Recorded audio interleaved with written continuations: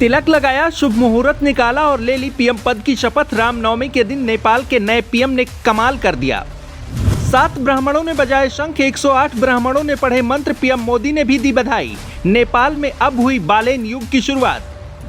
Greater Nepal का सपना संजोए नेपाल के सबसे युवा पीएम बने बालेन शाह। भारत और चीन के बीच किसका थामेंगे हाथ?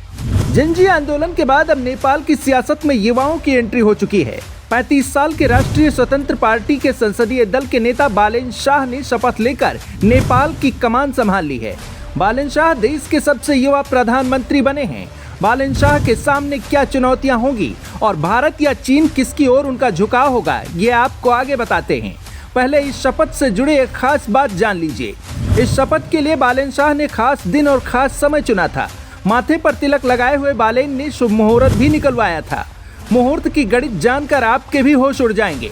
शपथ के लिए दोपहर 12:34 का समय तय किया गया।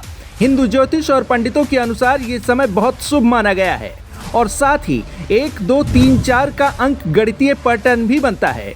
शपथ समारोह में हिंदू और बौद्ध दोनों परंपराओं को मिलाया गया। 7 ब्राह्मणों ने शंख बजाए, 108 युवा ब्राह्मणों ने वैदिक मंत्र पढ़े और 107 लामाओं ने बौद्ध धर्म ग्रंथों का पाठ किया। कुछ साल पहले तक बालेन शाह एक रैपर के तौर पर जाने जाते थे, फिर काठमांडू के मेयर बने और अब नेपाल को संभालेंगे। जनजी आंदोलन के बाद युवाओं ने अपना गुस्सा बालेन को वोट करके निकाला और उन्हें नेपाल की सत्ता थमा दी।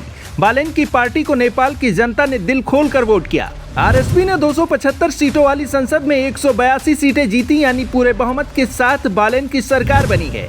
जनता ने पुरानी और भ्रष्ट राजनीति को किनारे लगा दिया।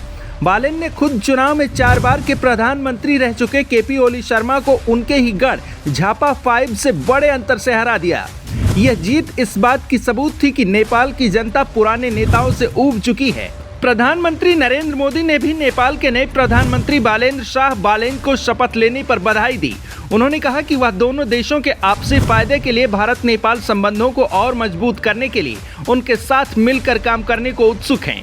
आपकी नियुक्ति नेपाल की जनता द्वारा आपके नेतृत्व में जताए गए भरोसे को दर्शाती है। चीन ने भी नेपाल के नए प्रधानमंत्री को बधाई दी और कहा कि हम नेपाल की स्वतंत्रता, संप्रभुता और क्षेत्रीय अखंडता की रक्षा में पूरा समर्थन करेंगे। नेपाल की नई सरकार के साथ व्यवहारिक सहयोग और गहरा करेंगे।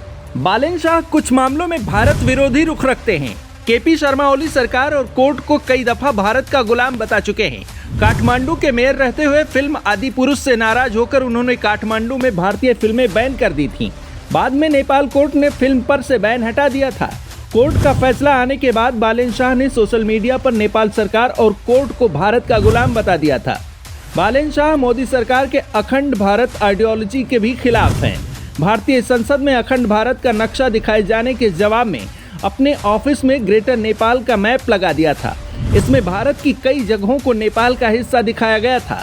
भारत के लिए बालेन सरकार के साथ डील करना भी मुश्किल हो सकता है, क्योंकि बालेन की पार्टी भारत के लिए बिल्कुल नई है।